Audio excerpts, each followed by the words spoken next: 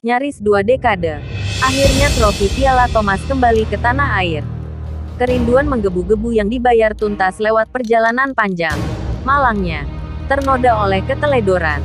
It's coming home. Kembali pulang. Ungkapan itu mewarnai lini masa di media sosial tadi malam. Ditambah alunan coming home-nya Skylar Grey. Bergantian. Beriringan muncul setelah smash menyilang Jonathan Christie memastikan kemenangan atas Li Shifeng, tunggal kedua China. Jojo menutup laga dengan skor 21-14, 18-21, dan 21-14 di Cheren Arena, Aarhus, Denmark. Kemenangan Jojo disambut lompatan dan pelukan rekan satu tim bulu tangkis Indonesia. Juga para pemain Uber Indonesia yang menyusul kemudian saat pengalungan medali dan penyerahan trofi.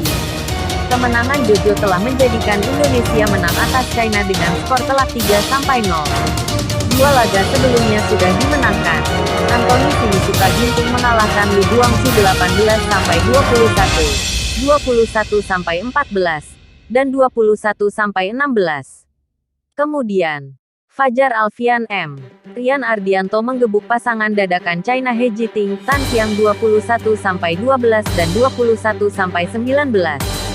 Kemenangan Jojo, sapaan Karik Jonathan Christie atas Li Shifeng itu dibuat di babak final. Kemenangan Jojo itu menjadikan Indonesia memastikan Piala Thomas kembali pulang. It's coming home. Dan, tidak salah memang Indonesia seolah memiliki Piala Thomas dan selalu berhasrat untuk membawa trofi itu pulang. Faktanya, sejak kejuaraan bulu tangkis beregu putra-putri itu dihelat pada 1949, Indonesia lah yang paling sering menjadi jawara Piala Thomas.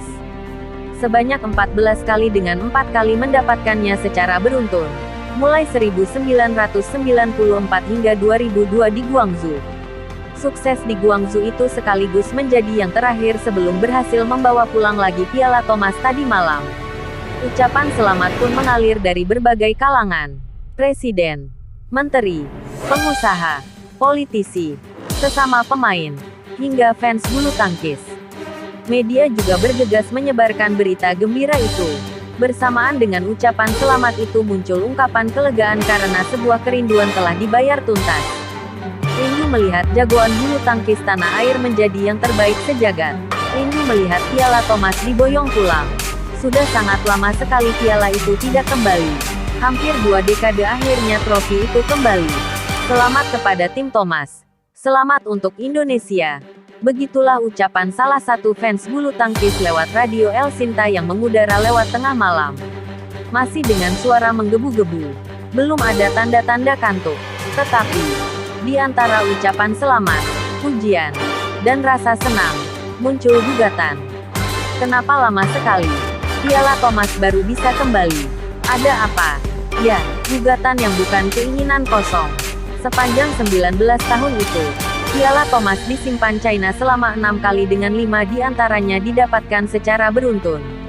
Kemudian, menuju Jepang dan menjadi Denmark. Dua negara terakhir menunjukkan hegemoni bulu tangkis dunia bukan milik negara itu-itu saja. Bukan cuma milik China dan Indonesia. Jepang dan Denmark membuat sejarah menjadi raja bulu tangkis dunia. Selama 19 tahun itu, sejatinya optimisme dan harapan tidak pernah surut kepada para pemain Indonesia di Piala Thomas. Untuk tim Uber, hitung-hitungannya memang tidak terlalu menjanjikan ketimbang tim Thomas. Tunggal putri masih timpang. Ganda putri baru mengguncang dunia belakangan. Tetapi, selama itu pula, dalam 7 kali perhelatan Piala Thomas, optimisme dan harapan itu pupus. Membangun tim solid untuk menjawab tuntutan persaingan di Piala Thomas memang tidak mudah.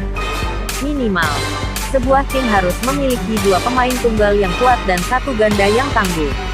Lebih dari itu, semakin meyakinkan karena pelatih bisa dengan mudah mengutak-atik formasi. Faktanya, generasi di sektor tunggal tidak mulus. Sebagai gambaran, Ihsan Maulana Mustafa yang diorbitkan lebih dulu ketimbang Jonathan dan Anthony menyerah dari cedera.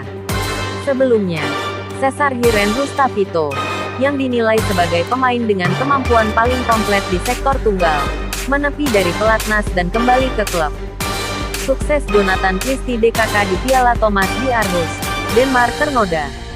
saat naik podium tertinggi, dikalungi medali emas, dan mengangkat trofi, serta menyanyikan lagu kebangsaan Indonesia Raya. Tidak ada bendera merah putih yang dikibarkan. Yang ada bendera PBSI. Itu sebagai buntut sanksi Badan Anti-Doping Dunia, WADA. Indonesia tak bisa memenuhi tes doping plan TDP tahun 2020. Menpora beralasan target sampel doping tak bisa tercapai karena kegiatan olahraga terhenti saat pandemi COVID-19. Indonesia juga belum memenuhi sampel TDP 2021. Pekan Olahraga Nasional PON, yang menjadi salah satu bagian dari sampel tes doping baru bergulir awal Oktober. Dalam surat resmi pada tanggal 15 September tahun 2021 itu WADA meminta Indonesia segera memberi bantahan atau klarifikasi. Tenggat waktu yang diberikan adalah 21 hari sejak surat pertama dilayangkan. Namun, hingga batas waktu yang ditentukan kedaluarsa tak ada balasan dari Indonesia. WADA pun mengirimkan surat ancaman sanksi untuk memberikan penjelasan terperinci. Sebelumnya, Menpora Amali sempat menilai kasus itu sebagai kasus biasa saja. Tidak serius-serius amat katanya. Menpora Zainuddin Amali kemudian meralatnya. Dia juga meminta maaf kepada pemain dan masyarakat Indonesia. Sejatinya, perkara itu menjadi amat serius sejak tim Merah Putih lolos semifinal. Dengan mencapai 4 besar, seluruh pemain bakal naik podium dan di sanalah seharusnya bendera dikibarkan.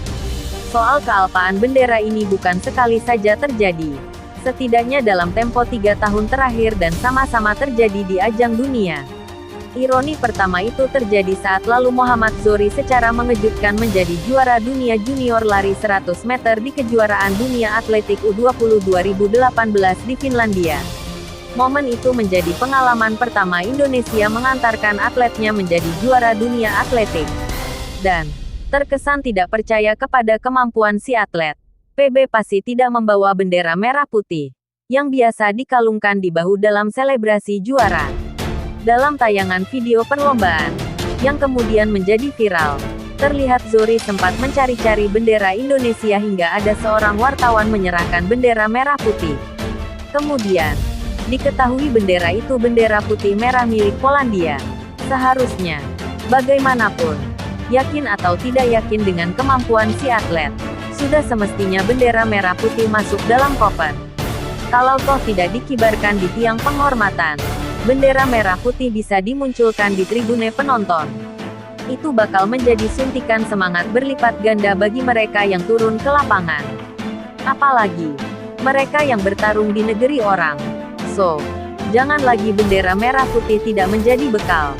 Jangan kalah dengan para pendaki gunung yang selalu menyelipkan bendera merah putih di dalam karier yang rasanya tidak ringan itu. Para pendaki yang menjelajahi gunung tanpa meninggalkan negaranya.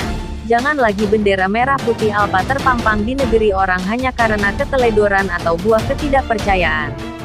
Yakin dan percayalah bahwa di dada mereka yang bertarung di gelanggang hanya ada satu keinginan. Menang.